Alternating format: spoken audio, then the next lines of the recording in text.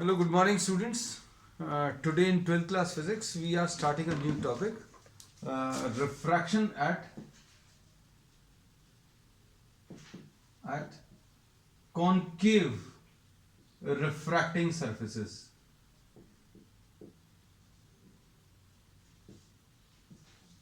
Last class में we discussed about refraction at spherical surfaces.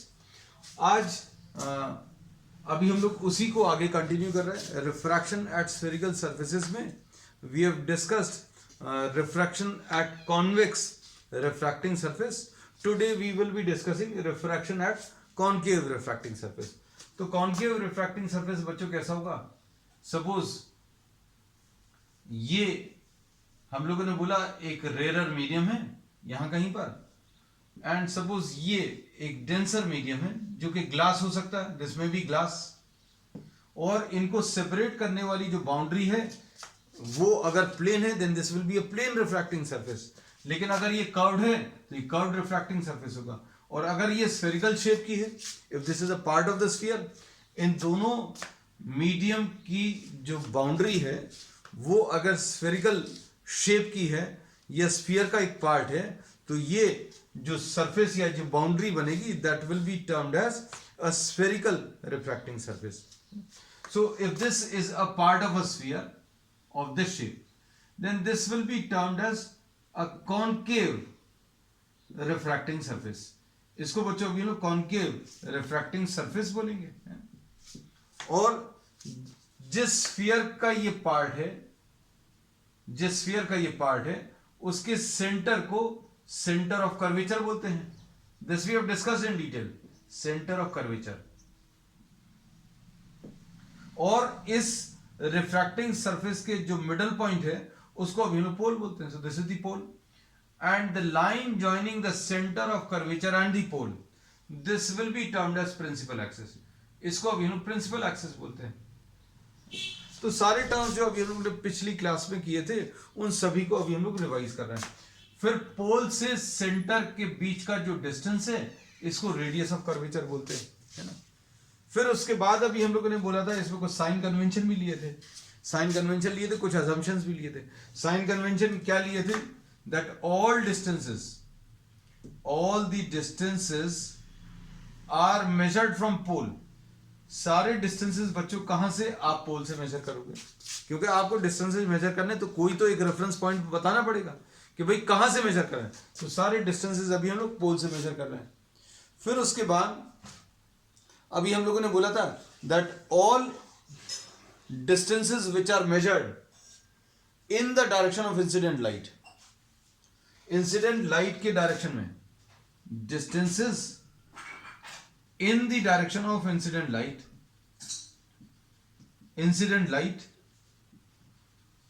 were taken as positive. सारे distances आप पोल से major करोगे और इंसिडेंट लाइट की डायरेक्शन में जो डिस्टेंसेस होंगे वो पॉजिटिव होंगे. प्रिंसिपल एक्सिस के ऊपर और परपेंडिकुलर डायरेक्शन में ये डिस्टेंसेस पॉजिटिव. हालांकि इनका अभी तक यूज नहीं हुआ, अभी कुछ एक दो टॉपिक्स में यूज नहीं भी होगा. Distances measured below the principal axis and perpendicular to it will be taken as negative. तो ये बच्चों अभी हम लोगों ने कुछ कॉन्सेप्ट्स थे जो आज की क्लास में भी यूज होंगे, है ना. So we have repeated all those. तो पोल की definition, middle point of the refracting surface. जिस स्फीयर से इसको बनाया है या जिस स्फीयर का ये पार्ट है उसके सेंटर को सेंटर ऑफ कर्वेचर बोलते हैं, है ना. फिर सारे डिस्टेंसेस पोल से मेजर करते हैं. Distances measured in the direction of incident light will be taken as positive. ठीक. अब उसके बाद हम लोगों ने जो रेज ले रहे हैं वो कैसी? पैरेक्सियल रेज ले रहे हैं, rays which are very close to the principal axis. Very close to principal axis में अभी हम लोग क्या बोलेंगे, इसका फायदा क्या होगा? ये असम्पशन है बच्चों. इसका फायदा क्या है? I will be small, R will be small, alpha, beta and gamma, ये सारे के सारे एंगल्स बच्चों कैसे रहेंगे? बहुत छोटे रहेंगे. अब ये बहुत छोटे होने का एडवांटेज क्या है? तो बहुत छोटे होने का एडवांटेज ये है कि साइन थीटा को इक्वल टू थीटा लिख सकते हो और tan theta is equal to theta लिख सकते हो. तो ये सारे कॉन्सेप्ट जो अभी हम लोग पिछली क्लास में लिए थे उन सबको अभी हमने रिपीट कर दिया, और जहां पर यूज करेंगे उन पर फिर से एक बार स्ट्रेस दे देंगे, है ना, so that you are able to remember all these easily, है ना। अब इसके बाद नेक्स्ट अभी हम लोग इसमें ले रहे हैं refraction at a concave refracting surface. Refraction at a concave refracting surface.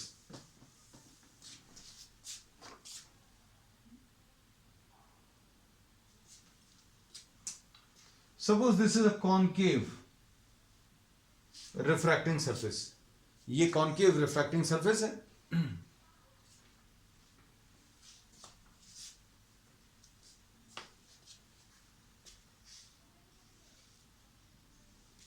This is a concave refracting surface.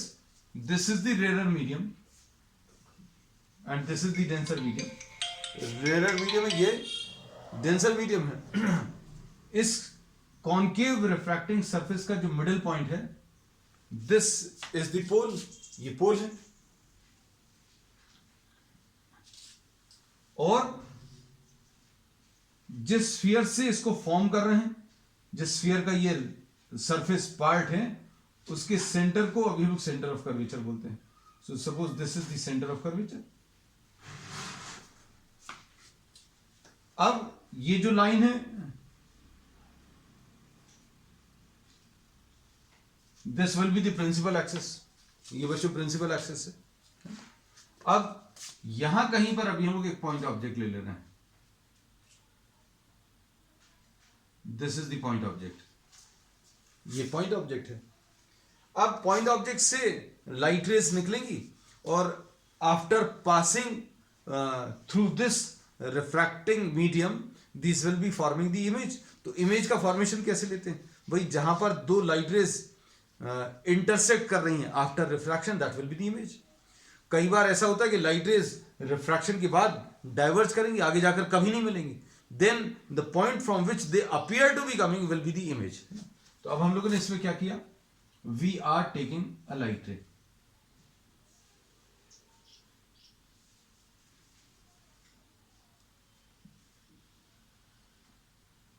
ये बच्चों डायग्राम थोड़ा सा टफ रहता है बनाने में.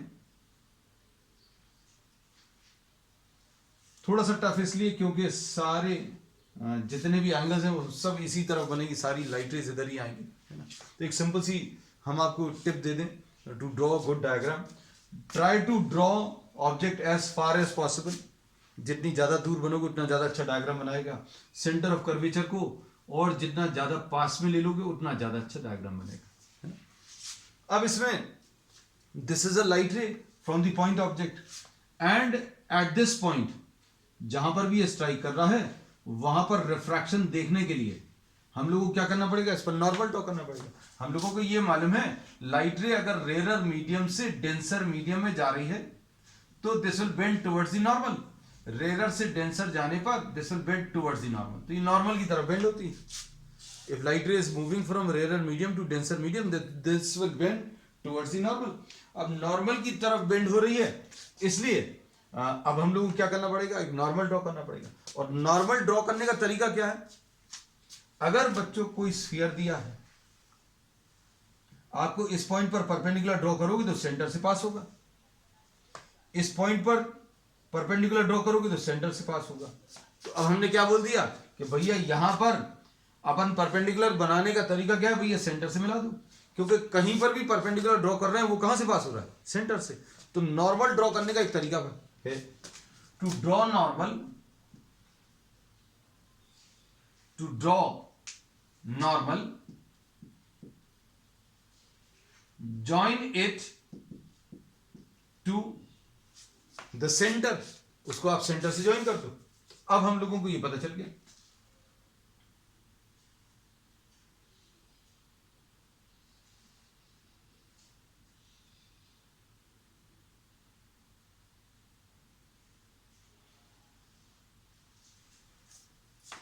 ये बच्चों नॉर्मल ड्रॉ कर लिया. This is the normal. अब लाइट रे का इंसिडेंट लाइट रे का नॉर्मल के साथ जो एंगल होगा इसको अभी हम लोग एंगल ऑफ इंसिडेंस बोलते हैं. This will be the angle of incidence, है ना। अभी और अच्छे से मार्क करेंगे, हमने ये बताते जा रहे हैं इंसिडेंट लाइट रे का नॉर्मल के साथ जो एंगल है, angle of incidence. Light ray is moving from rare medium to denser medium, rare से डेंसर में जा रही है, तो instead of going straight this will bend towards the normal. तो ये सीधी जा रही थी, अब ये सीधी जाने की जगह क्या होगा, this will bend towards the normal, तो नॉर्मल की तरफ झुक जाएगी। अब नॉर्मल की तरफ अगर बेंड होगी तो कैसा आएगा बच्चों, ये सीधा रास्ता है ना। So this will bend towards the normal, ये नॉर्मल की तरफ बेंड हो गई। इसको अभी हम लोग थोड़ा सा मीडियम को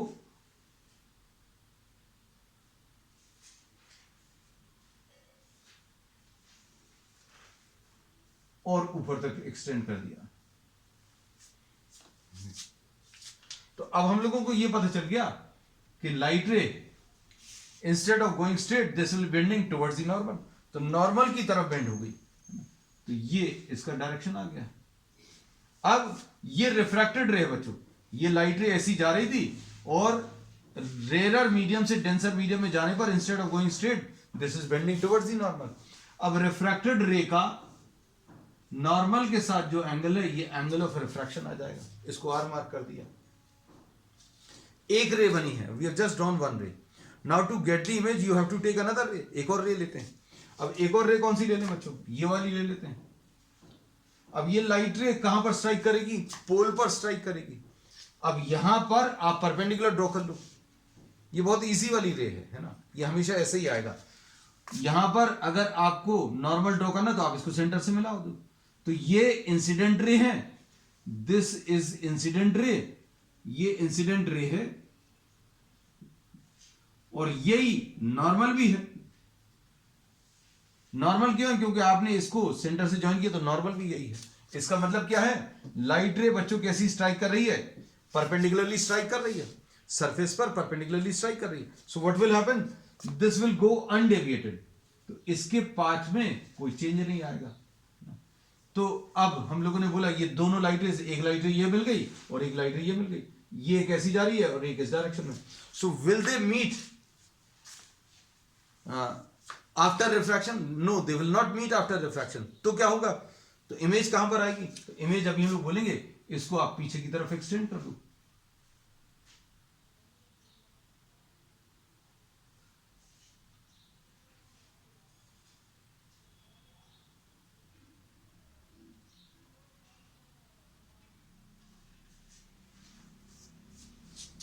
so this will be the image. ये बच्चों इसकी इमेज आ गई। ये लाइट रे ऐसा लग रहा है जैसे दोनों यहां कहीं से आ रही हैं, so this will be the image. अब एंगल्स को अच्छे से देखना बच्चों। अब इसमें अभी हम लोगों ने बोला यहां कहीं पर ये आर है, ये देखो आर अच्छे से दिखाने के लिए अभी हम इसको डॉटेड लाइन से आगे बढ़ा दे रहे हैं, इसको रब कर दे रहे हैं जस्ट टू अवॉइड कंफ्यूजन। देखो अब सारी चीजें अच्छे से दिख रही होंगी। ये लाइट रे सीधी जाने की जगह this is bend towards the normal, normal की तरफ बेंड हो गई, और ये वाली लाइट रे सीधी चली गई। ये दोनों ऐसा लग रहा है जैसे यहां कहीं से आ रही है, सो दिस इज द इमेज। अब देखो वर्टिकली ऑपोजिट एंगल, ये ग्रीन वाली लाइन नॉर्मल और ये रिफ्रैक्टेड रे, इन दोनों के बीच में एंगल आर है। अब इसको पीछे ले आए और इसको भी पीछे ले आए, तो ये वाला एंगल बच्चों आर आ जाएगा, ये एंगल आर आ गया। ऑब्जेक्ट पर जो एंगल अभी हम लोग लेते थे वो अल्फा, इमेज पर जो एंगल लेते थे वो बीटा, और सेंटर ऑफ कर्वेचर पर जो एंगल लेते थे वो गामा। तो ये अल्फा, बीटा और गामा, ठीक, क्लियर है ये सारी चीजें। तो इमेज का फॉर्मेशन बहुत जरूरी है, इमेज बना ली अभी हम लोगों ने। अब इसके बाद क्या करेंगे, अब स्नेल्स लॉ लगाएं।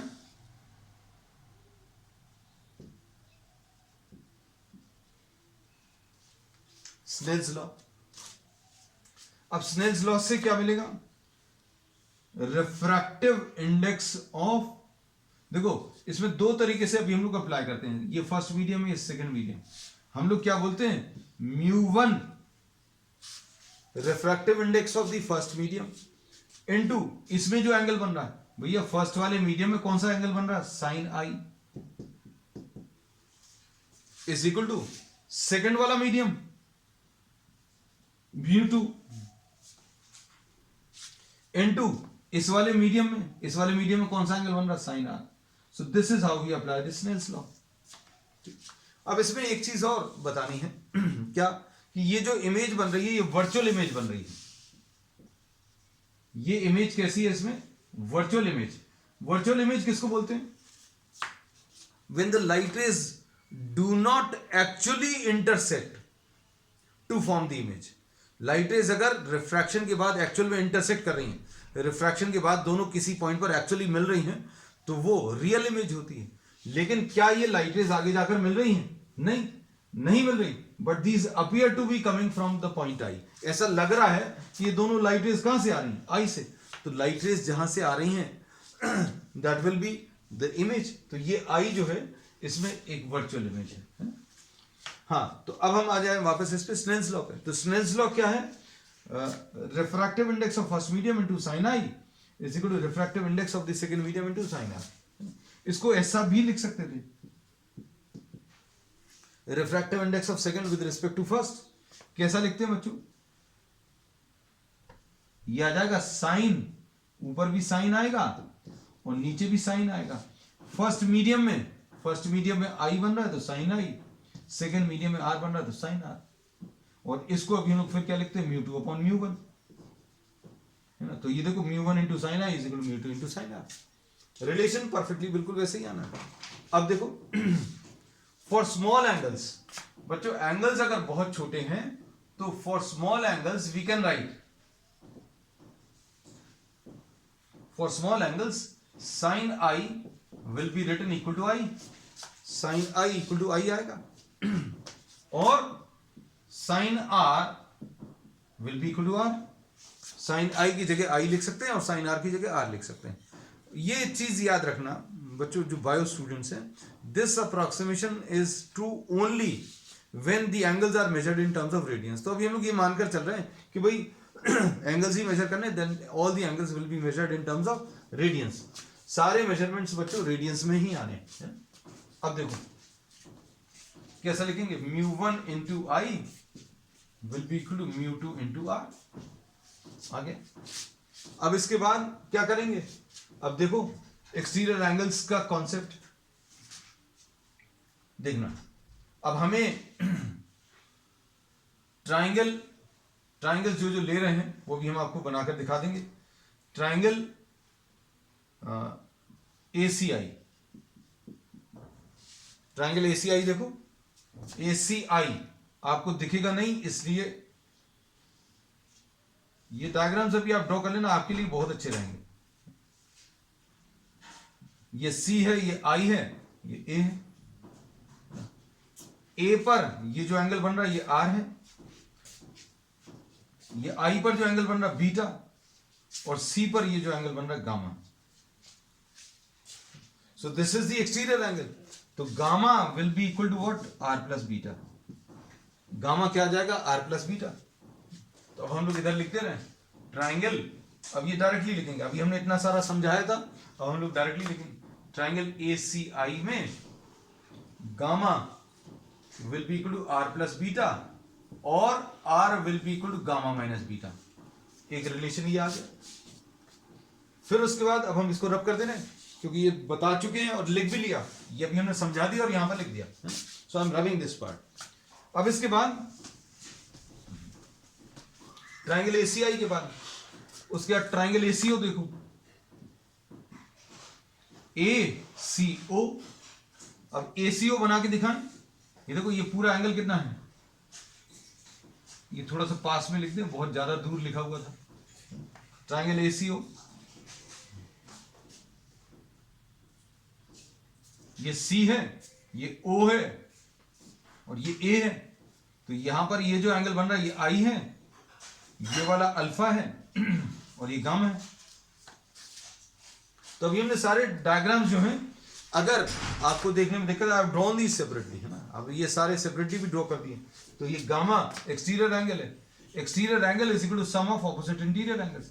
Gamma will be equal to alpha plus I. अब इसको फिर से यहां पर लिख लेते हैं, triangle ACO gamma will be equal to alpha plus I and I will be equal to gamma minus alpha, ऐसा लिख सकते हैं। अब इस वाले पार्ट को भी अब हम लोग रब कर देना।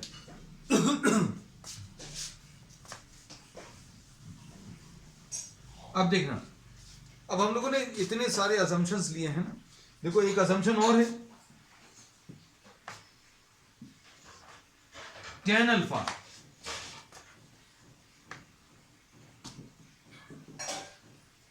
tan अल्फा कितना आ जाएगा बच्चों, देखो tan अल्फा अगर निकालना है तो इसके लिए अब हम लोग यहां पर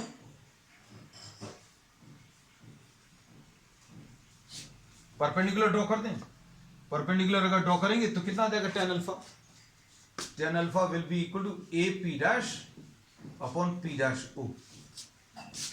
अब देखो जितने भी ट्राइंगल्स आएंगे सभी में ए पी डैश तो आएगा ही, क्या tan beta will be equal to A P dash, और बीटा कहां पर बनता था, इमेज पर बनता था। आप एक बार थोड़ा सा चीजों को दिमाग में रखेंगे ना तो बहुत सारी चीजें मैकेनिकल सॉर्ट ऑफ हो जाएंगी, मतलब आपको बहुत ज्यादा दिमाग नहीं लगाना पड़ेगा। अब जैसे अभी हमने बोला था ऑब्जेक्ट पर अल्फा, इमेज पर बीटा और सेंटर ऑफ कर्वेचर पर गामा, ऑब्जेक्ट पर अल्फा, इमेज पर बीटा, सेंटर ऑफ कर्वेचर पर गामा। अब हमें ये मालूम है कि सारे डिस्टेंसेस पी डैश से आ रहे हैं, अभी तो पी डैश ट्राइंगल्स में, ये जो ट्राइंगल लोगे राइट एंगल ट्राइंगल इसमें पी डैश आ रहा है, तो देखो सभी में ए पी डैश तो आएगा, इसमें ए पी डैश आएगा ही definitely, tan gamma A P dash, और पी डैश अब ये कहां पर बनता है गामा सेंटर पर, तो tan gamma will B A P dash upon P dash. अब इसको बच्चों अभी हम क्या लिख सकते हैं, इसको अल्फा लिख सकते हैं, इसको बीटा लिख सकते हैं और इसको गामा लिख सकते हैं। तो अब इन सारे रिजल्ट्स को अगर अभी हम लोग कंबाइन करें,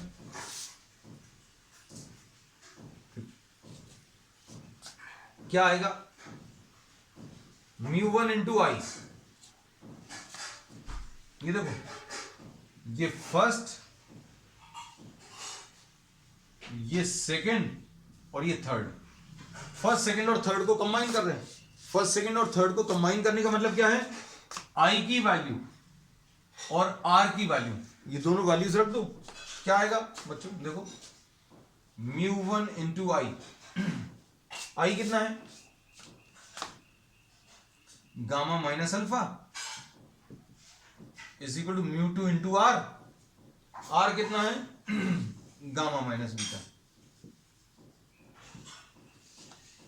अब क्या करेंगे, we will be substituting the values,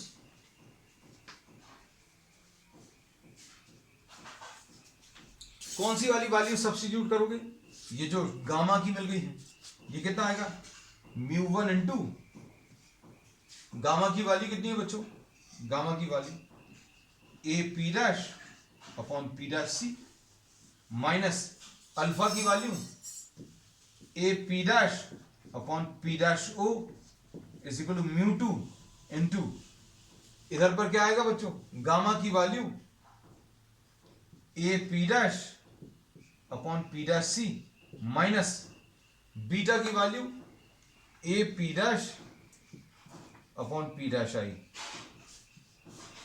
ठीक, अब देखो यहां पर अब हम लोग लिख लेना सारी वैल्यूज, क्या आएगा, देखो स्पेस बच्चों कम है तो इसी को यूटिलाइज करना, पहले तो अभी हमने ये लिखा फिर ऐसा सीक्वेंस में आ रहा है, अब यहां पर तो ये अब μ1 इंटू ए पी डैश बच्चों कॉमन आ गया, कुछ इधर आ गए टर्म्स, μ2 इधर आ गया है ना, और क्या मिल जाएगा बच्चों,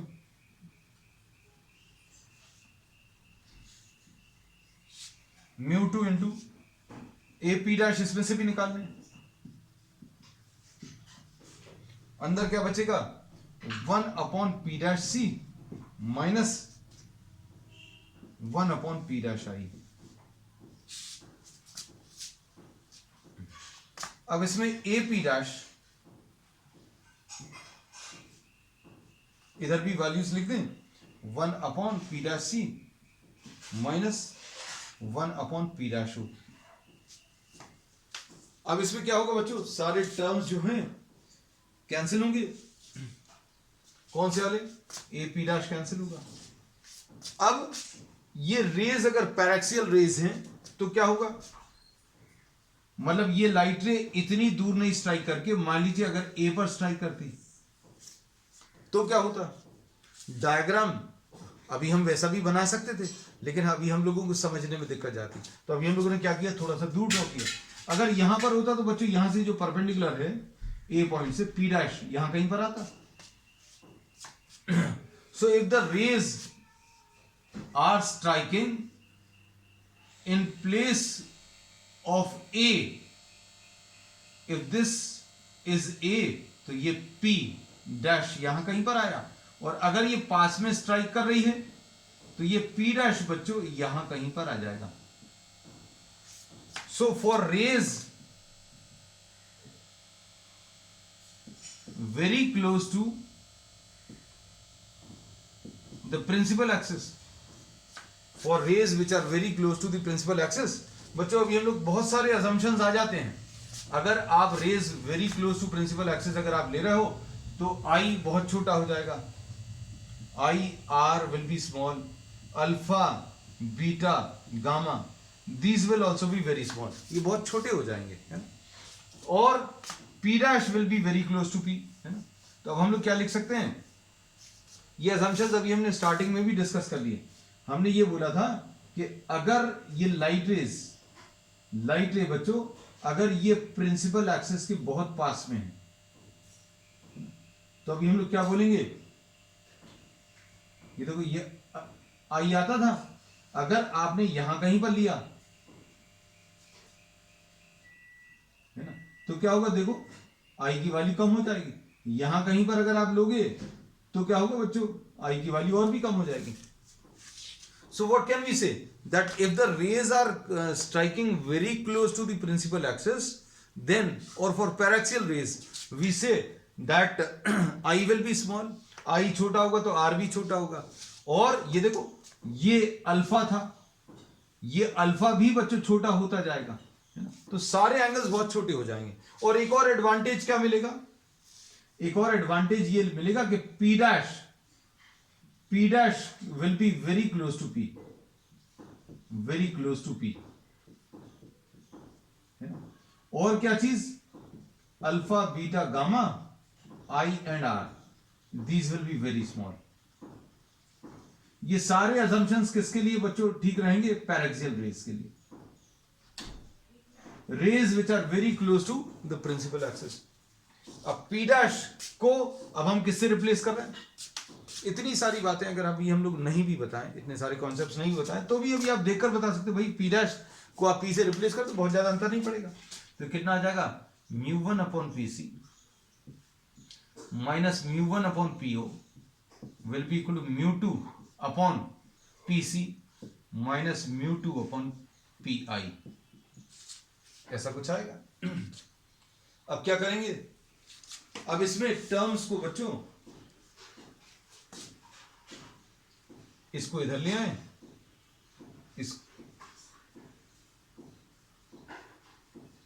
इसको उधर ले जाए, तो कितना आ जाएगा, μ1, एक मिनट, इसको उधर ले जा रहे हैं और इसको इधर ले आ रहे हैं, तो ये कितना आ जाएगा, μ2 upon P I minus μ1 upon P O will be equal to μ2 minus μ1 upon P C. ये मेन रिलेशन आ गया। अब इसके बाद बच्चों, अब इसके बाद ये वाला पार्ट बच्चों अभी हम लोग रब कर दे रहे हैं, ये वाला पार्ट इसको यहां पर लिख ले रहा है, μ1 sine I is equal to μ2 sine R. अब ये पूरा डेरिवेशन आपके पास बोर्ड में है, अभी कुछ भी जरूरत पड़ेगी you can have everything on the board, सब कुछ लिखा हुआ, कुछ भी रब नहीं किया, the entire derivation is on the board. अब देखो, अब इस रिलेशन में अब हम लोग को क्या करना, वैल्यूज रखनी है। वैल्यूज किस किस की? All the distances are measured from the pole, तो पोल से अगर पोल से इमेज का डिस्टेंस p, पोल से ऑब्जेक्ट का डिस्टेंस o, ये o बच्चों ऑब्जेक्ट है, i बच्चों क्या है, इमेज है, ये सेंटर ऑफ कर्वेचर है। सारे डिस्टेंसेस पोल से अगर पोल से इमेज का डिस्टेंस, पोल का ऑब्जेक्ट से डिस्टेंस, पोल का सेंटर ऑफ कर्वेचर से डिस्टेंस। और incident light, incident light, light कहां की तरफ है, राइट की तरफ। तो PO, P से O लेफ्ट की तरफ, PO लेफ्ट की तरफ नेगेटिव, PI, P से I ये भी लेफ्ट की तरफ नेगेटिव, और PC ये भी लेफ्ट की तरफ, ये भी नेगेटिव आएगा। So all these distances will be negative. बस अब देखो, P से O, P से ऑब्जेक्ट का डिस्टेंस, इसको U लिखते हैं। P से I का डिस्टेंस, इसको अभी हम लोग क्या V लिखते हैं।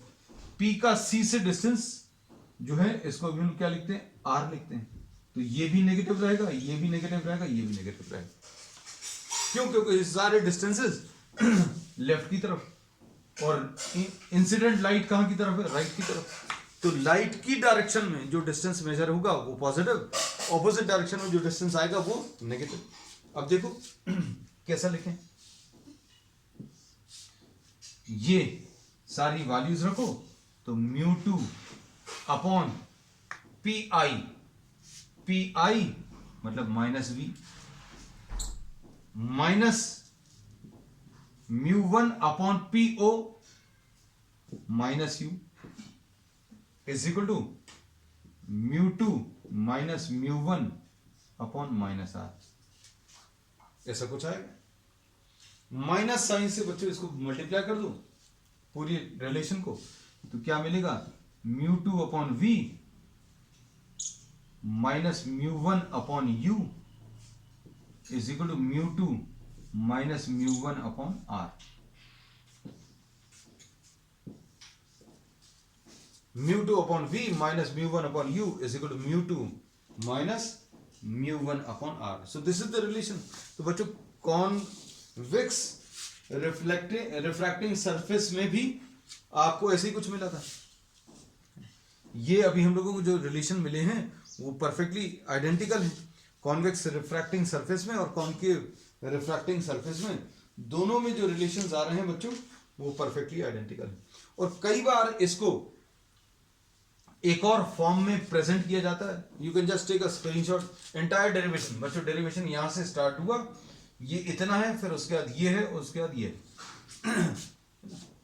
अब इसके बाद इसको एक और फॉर्म में भी प्रेजेंट किया जाता है। वो कैसा, वो भी अभी हम आपको बता दे रहे हैं।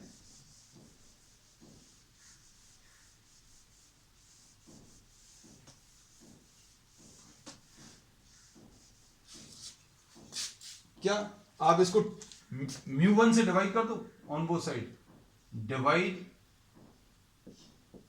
बोथ साइड्स बाय μ1, तो क्या आएगा, μ2 upon μ1 upon V minus μ1 upon μ1 by U is equal to μ2 upon μ1 minus μ1 upon μ1 upon R। This is how we write down. तो ये कितना आ जाएगा, इसको क्या लिख सकते हैं, refractive index of second with respect to first 1 upon U is equal to μ2 1 minus 1 upon R। और सिंपली इसको mu upon V minus 1 upon U is equal to mu minus 1 upon R। ठीक है, तो बच्चों आज के लिए इतना ही। Today we studied about what, refraction at concave refracting surface. और इसमें अभी हम लोगों ने ये देखा कि relation for a concave refracting surface is exactly identical to the relation which we have studied in for a convex refracting surface. So we will continue with many more such concepts and problems based on these concepts on the next one. That's all for today.